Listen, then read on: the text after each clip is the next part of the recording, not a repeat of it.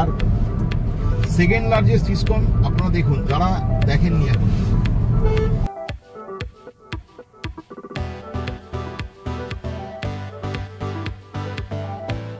Actually আমরা হবিপুর যাচ্ছি, তার কারণ হবিপুর আমাদের দেশ বাড়ি, আর আমরা সাঁতরাগাছিতে থাকি, ওটা ঠাকুমার বাড়ি।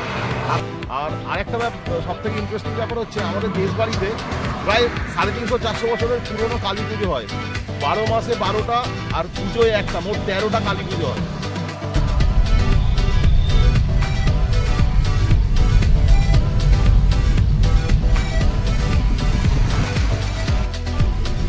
মর্নিং এভরিওয়ান, একটা নতুন সুন্দর ব্লগে তোমাদের সবাইকে স্বাগত জানাচ্ছি। আমি মৌসুমী, আমার সাথে আছে আমার হাজবেন্ড অলোক, ড্রাইভ করছে।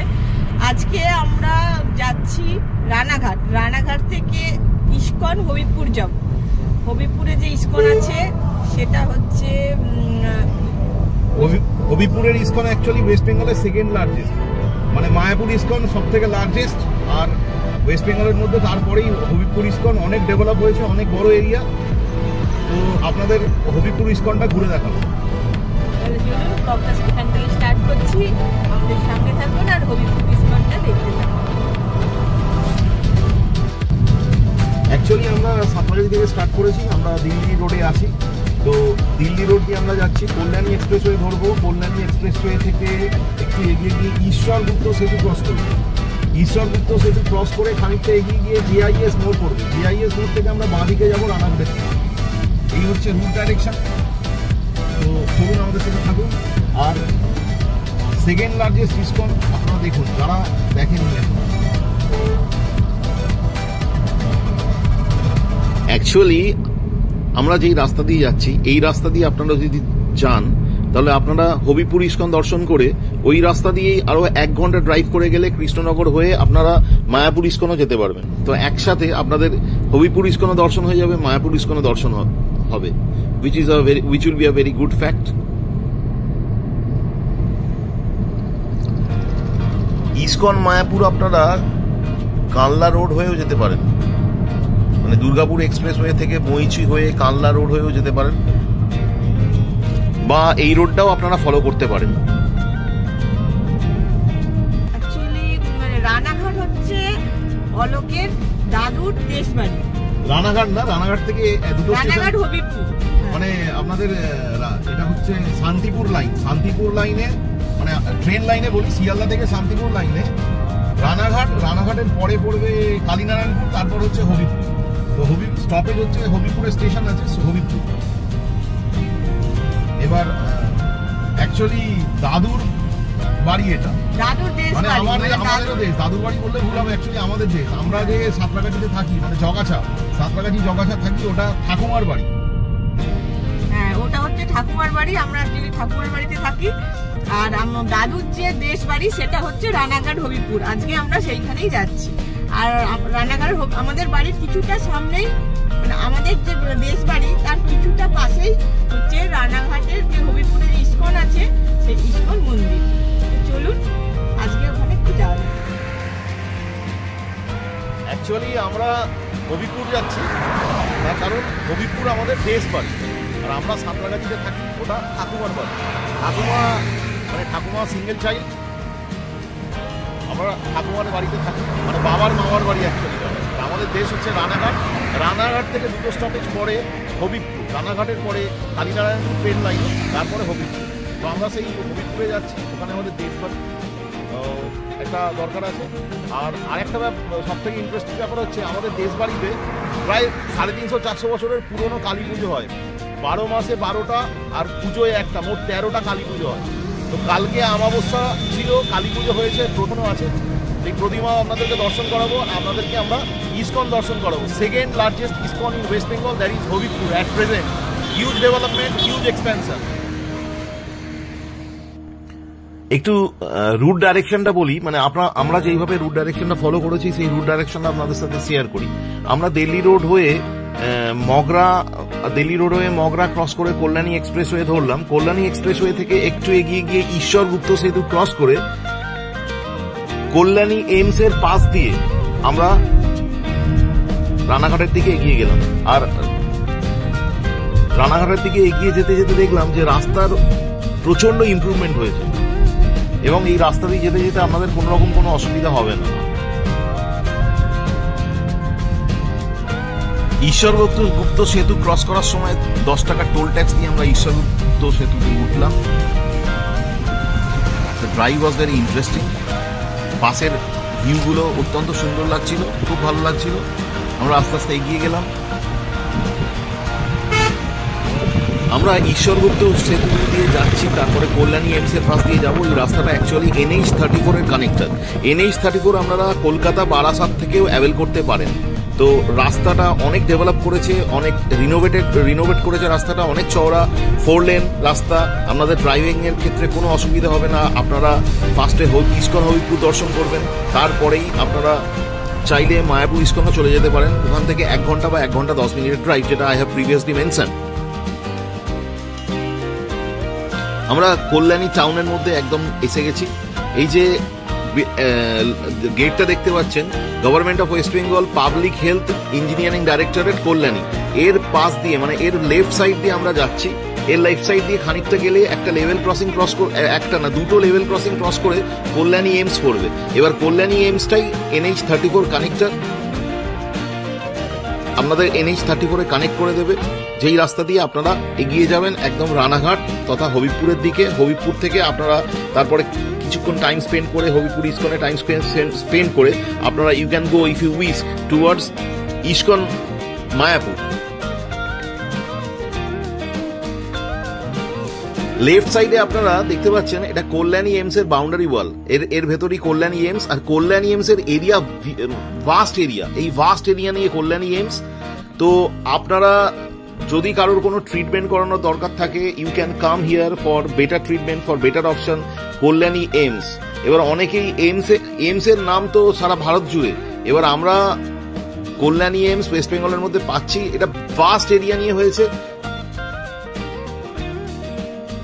The addition of Kollani AIIMS for West Bengal is really beneficial for the people of West Bengal.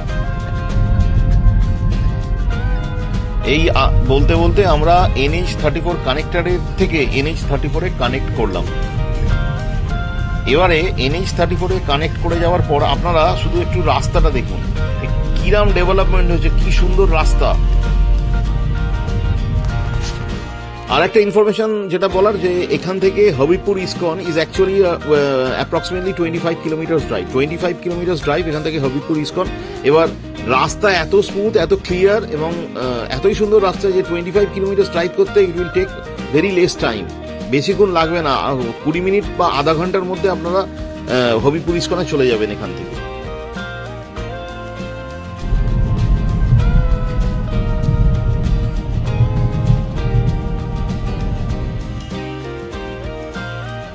Ranaghat এলে আপনারা কিন্তু অবশ্যই রানাঘাটের মিষ্টিটা ট্রাই করবেন। এখানের মিষ্টি একদম পিওর, দারুণ টেস্টি। বিশেষ করে রানাঘাটের পান্তুয়া ইটস ফেমাস, রানাঘাটের পান্তুয়া ফেমাস। আমরা তাই এখানে ট্রাই করছিলাম। আর একটা ব্যাপার বলার, যে এখানে দই টেস্টি এবং দইয়ের রেট খুব রিজনেবল। অনলি 150 টাকা কেজি, 150 রুপিস পার কেজি। যেটা আমাদের কলকাতার দিকে 250 থেকে 300 টাকা নেয়, সেটা এখানে 150 টাকা কেজি। সেই জন্য আমরা দইটাও ট্রাই করতে পারেন। বাট স্পেশালি রানাঘাটের পান্তুয়া ইজ ফেমাস।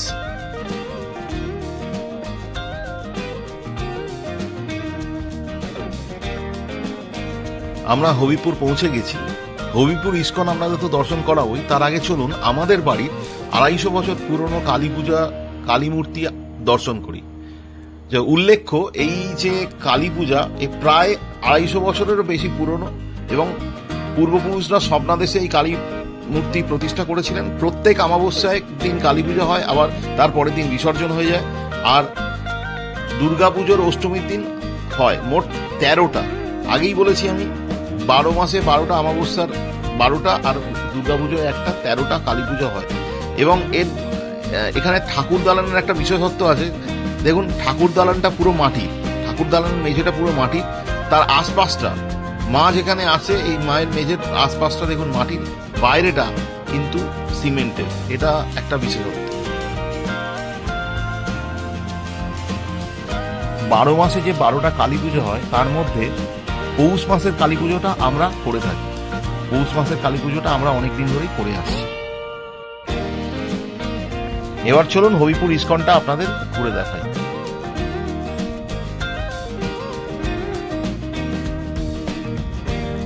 এই আমরা হবিপুর ইস্কনে এসে গেছি। এবার হবিপুর ইস্কনের ব্যাপারে বলতে গেলে বলা যেতে পারে যে ওয়েস্ট বেঙ্গলের সেকেন্ড লার্জেস্ট হবিপুরের ইস্কন। এর এন্টার যে এরিয়া, আস্তে আস্তে আপনাদের দেখাবো সব, এন্টার যে টোটাল এরিয়া, ভাস্ট ক্যাম্পাস, সেটা মায়াপুর ইস্কনের পরেই বলতে গেলে এর স্থান। এবং আস্তে আস্তে হবিপুর ইস্কন অনেকটাই জনপ্রিয় হয়ে উঠেছে এবং অনেক দর্শনার্থী প্রত্যেক দিন, অনেক ভক্ত সমাগম হয় এই হবিপুর ইস্কনে। এ দেখুন মহাপ্রসাদের এখানে স্থান। এখান থেকে আমরা, এই যে শ্রী জগন্নাথ মহাপ্রসাদ, এইখান থেকে আপনারা কুপন কাটতে পারেন। এ দেখুন রাজভোগ মহাপ্রসাদ 170 টাকা, রাজভোগ মহাপ্রসাদের পার্সেল 200 টাকা, নর্মাল 70 টাকা, নর্মাল প্রসাদ 70 টাকা। এখানে আপনারা, এখানে তো তাহলে দেখতেই পেলেন যে দুপুরবেলা ভোগ প্রসাদের ব্যবস্থা আছে, যে আপনারা স্পেশাল থালি, যেটা সেই স্পেশাল থালি আপনারা 170-তে পেয়ে যাচ্ছেন। আর চলুন আমরা এবার মন্দিরের আশপাশটা একটু দেখি যে এখানে কি কি ব্যবস্থা আছে।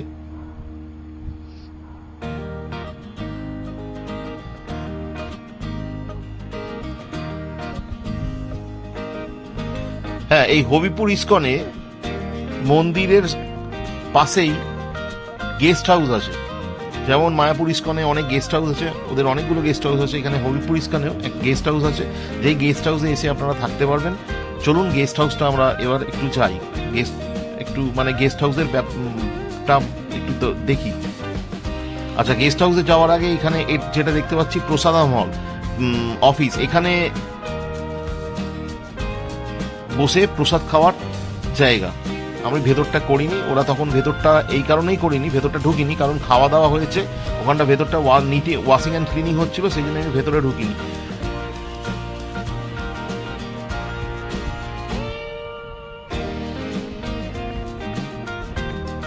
এবার এই রাস্তা দিয়ে আমরা আস্তে আস্তে এগিয়ে যাচ্ছি, এই হচ্ছে গেস্ট হাউসের দিকে যাচ্ছি। এই হোয়াইট বিল্ডিংটা দেখতে পাচ্ছেন, এটাই হচ্ছে গেস্ট হাউস। এবং গেস্ট হাউসে দেখলাম যে লিফটের স্ট্রাকচার তৈরি হচ্ছে, কয়েকদিনের মধ্যেই হয়তো এন্টার বিল্ডিং এ লিফট ফেসিলিটি চালু হয়ে যাবে। এদের অনেকগুলো রুম আছে এবং আমরা রুমের ব্যাপারে কথা বলেছিলাম। এখানে double bedroom, non AC double bedroom ওরা বলছে 500 রুপিস, আর AC bedroom for 4 person, 4 bedded room AC 1000 rupees. তাহলে কি হলো, non AC room for 2 persons double bedded 500 টাকা, 4 বেডরুম এসি 1000 টাকা। এই হচ্ছে এখানে রেট। এই অফিসে আপনারা কন্ট্যাক্ট নাম্বার দেখতে পাচ্ছেন, এই কন্ট্যাক্ট নাম্বার থেকে আপনারা কন্ট্যাক্ট করতে পারেন, এখান থেকে বুকিং করতে পারেন।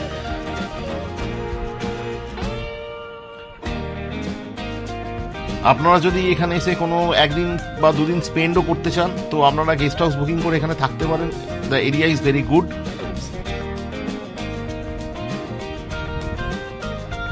অনেক স্পেশিয়াস এরিয়া।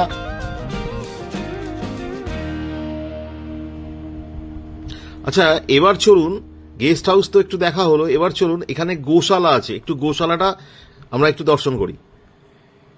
এই আমরা দেখুন গোশালা, এই গোশালার দিকে এগিয়ে যাচ্ছি। এবার গোশালার মধ্যে বেশ কয়েকটা গরু আছে, তাদেরকে খুব ভালোভাবে খুব সুযত্ন করা হয় এবং এই গোশালাটা আপনারা একটু দেখুন। আর গোশালা,